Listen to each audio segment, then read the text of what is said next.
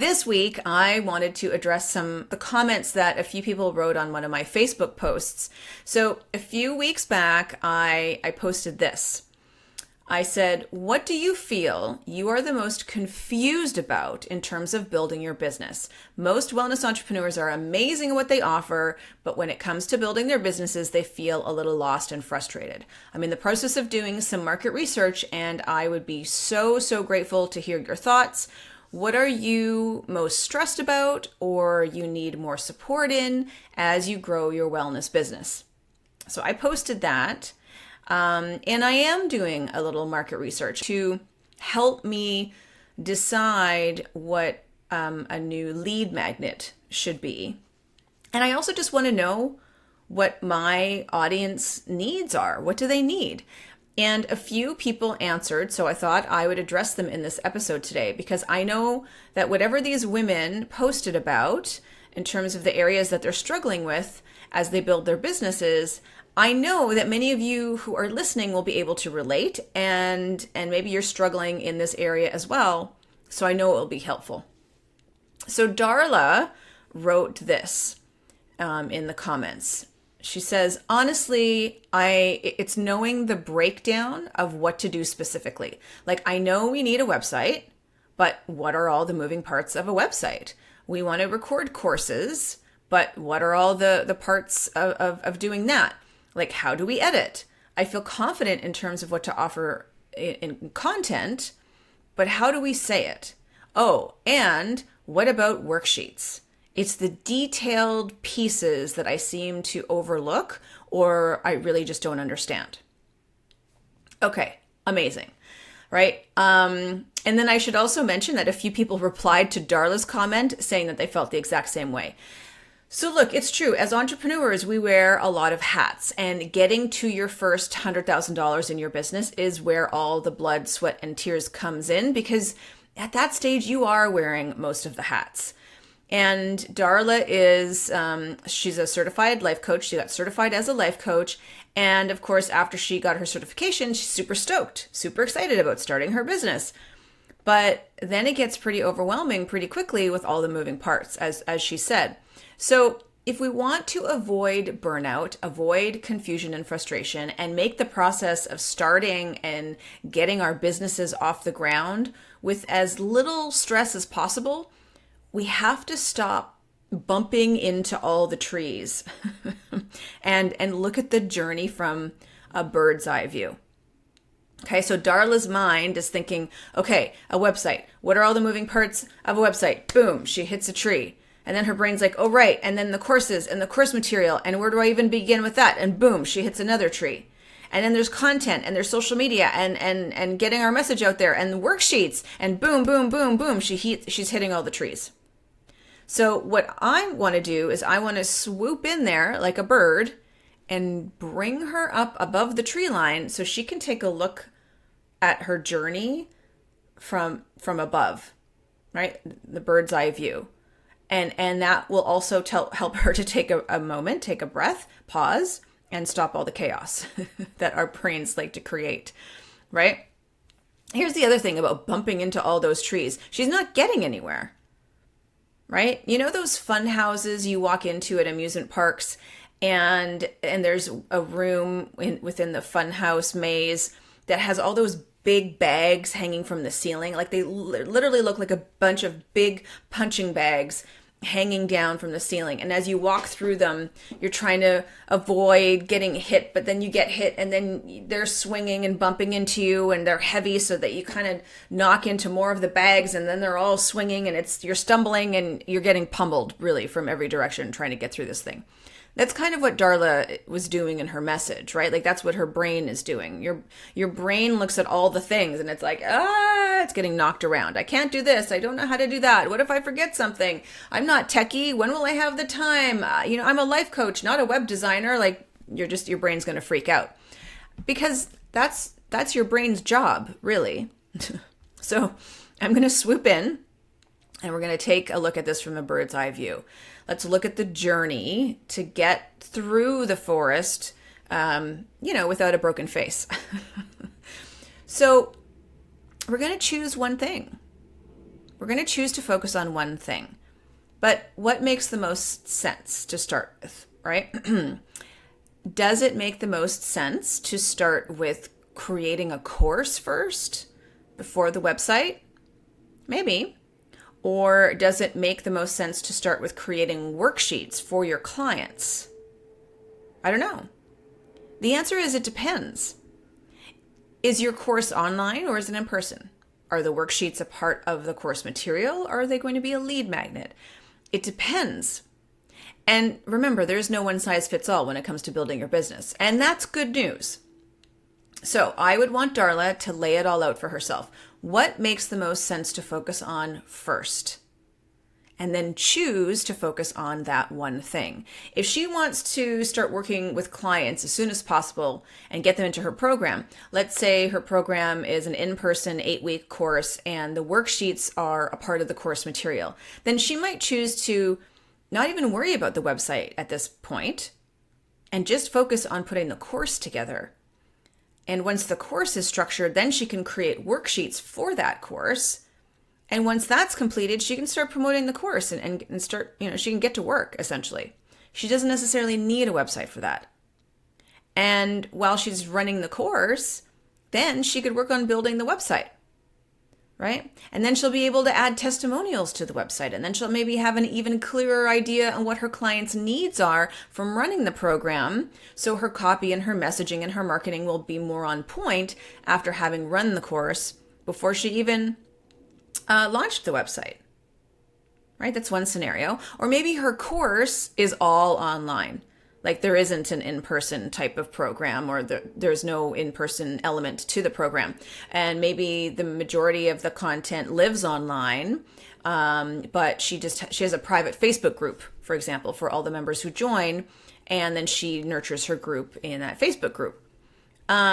So in that case, Darla's first area to focus on could be the website for sure. Get the website up and running, right? That's where all her course material is going to be hosted, right? That could be first. And then she focuses on getting the course material ready. And then she uploads that to the already, the established website. Well, not established, but it's up and running. She has it there. And then she's able to upload the course material onto the website.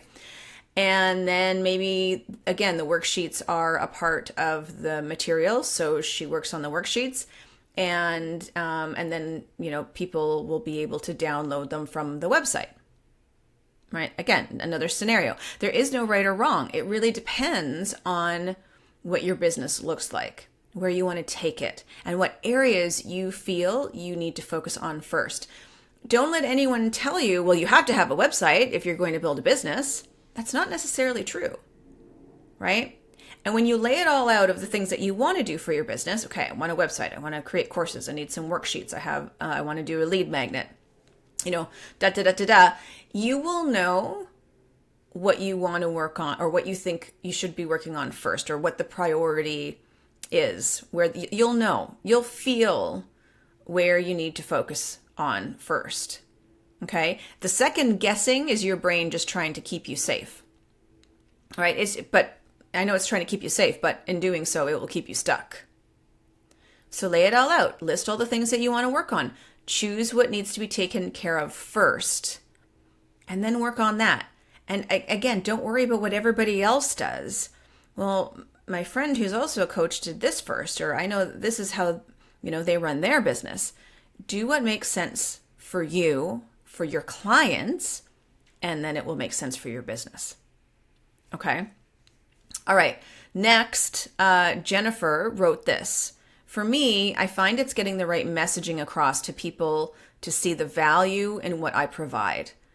I mean, saying, I transform lives is so general, and it feels like everyone is using the same language, and I want something unique. I'm impatient and want to have all my stuff out there like now, but I know it takes some time to build. This is really great. Okay, Jennifer, I agree. I think saying I transform lives is used a lot in the health and wellness industry because look, that's what we're doing, right? We're health and wellness entrepreneurs for a reason, to transform lives.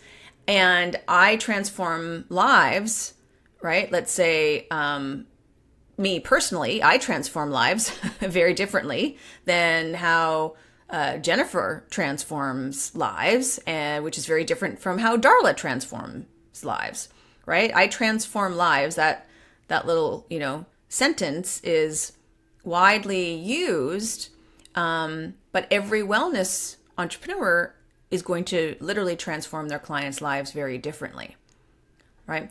And basically, this is what I call your X factor. So what is it about working with you, Jennifer, that is unlike working with anyone else? What do you bring to the table that no one else does? And I know this can be a hard one for people. I talk about defining your X factor in episode 5 of this podcast. What makes you unique from anybody else in your space? What makes you do what you do and how you work with your clients unique? How do you transform lives? Right? How do your clients describe working with you? How have you changed their life? And if you're just getting started and you haven't had any or many clients yet, that's okay. Your X factor can shift and change and evolve right alongside you on this entrepreneurial journey. And Jennifer mentioned that she doesn't want to use the same language, that she wants to, be unique, right? Well, by sharing your X factor and how you specifically transform lives in your own way, you inherently will be communicating what you do differently. And what I would want to stay away from, though, is trying to be clever or super creative in a way that could actually overshadow what it is that you do. Does that make sense? Like, being real and authentic is much more interesting and attractive for people to find you and be attracted to what it is that you do than trying to be clever for the sake of just trying to be different because you're worried, well, everyone says that they transform lives, so I want to try and come up with a fun and clever and more interesting way of saying it. That's okay, but as long as it's not overshadowing the value that you provide, or it's confusing. Right? I've seen some people get super creative and they really try to be fun in their messaging and different. But then when I'm looking at their stuff, I'm actually confused. I don't really understand what it is that they do. Right? Just by knowing your X factor, just knowing what makes you unique and what makes your business unique and how you serve and transform and offer value in a way that is unlike anyone else, that right there will create messaging in your content that will stand out and be recognized by the people you are meant to serve. And I should touch upon something that Jennifer also brought up, which is, and I thought it was very honest, and I feel like so many of us can relate to this, but she said, I'm impatient and I want to have all my stuff out there like now.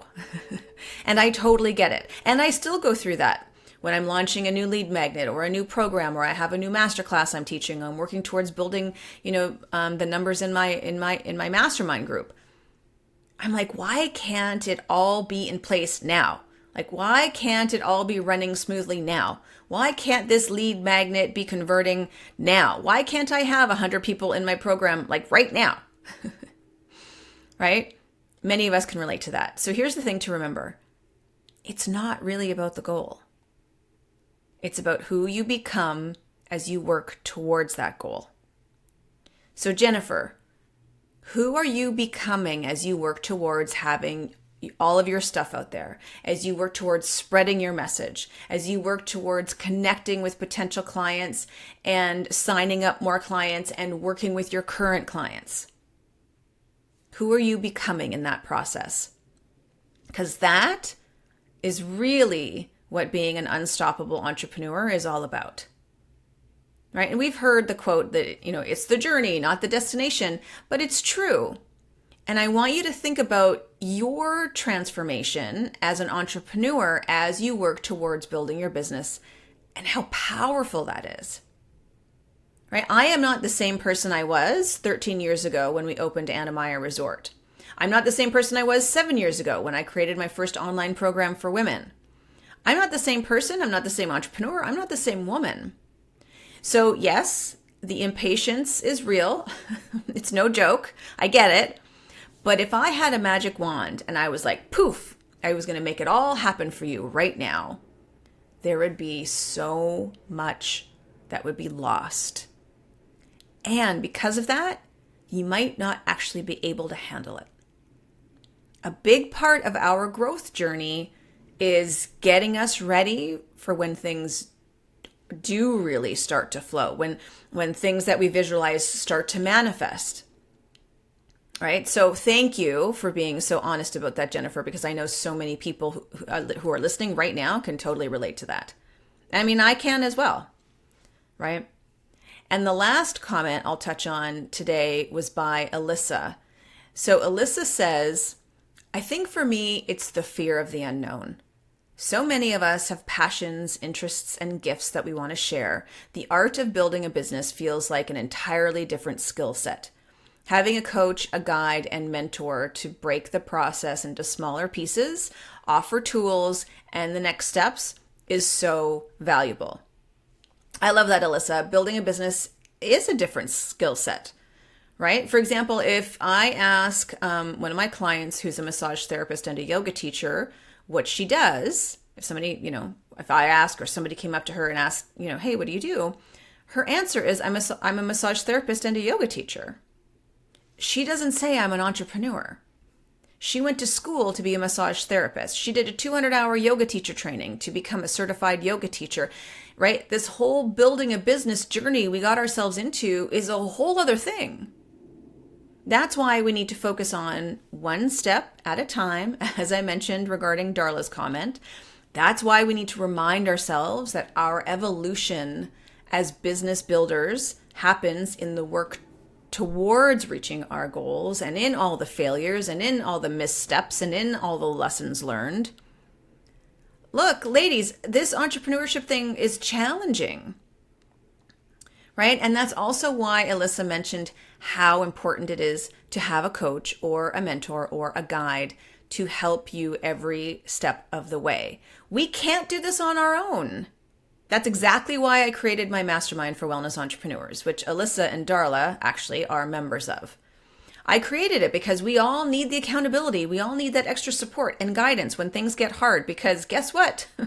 They will. That never goes away, right? So if you would like support and an infusion of motivation and learn some of the tools that I use to help me grow 7-figure businesses, right? 6-figure businesses. I've been an entrepreneur for 20 years. And these tools I teach the members in my mastermind group help them to stay on track, help them to sign more clients, help them to make more money. If that's something that you are interested in, we would love you to join the mastermind group, right? I'll make sure that the link is in the show notes. Question for you this week is the same question that I posted on Facebook that inspired this episode. What do you feel you are the most confused about in terms of building your business?